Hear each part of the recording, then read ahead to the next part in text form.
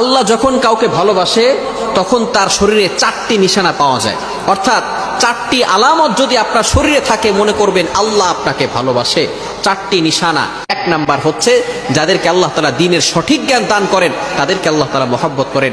Number 2, দ্বিতীয় number হচ্ছে যারা বেশি বিপদে পড়ে আল্লাহ তাআলা তাদেরকে মহব্বত করেন। যার শরীরে দেখবেন একের পর এক বিপদ আসতেছে, অসুস্থতা আসতেছে, বারবার বিপদ, একের পর এক বিপদ, একটা বিপদ যাওয়ার পর পরে আরেকটা বিপদ আসতেছে, আপনি হতাশ হবেন না প্রিয় ভাই।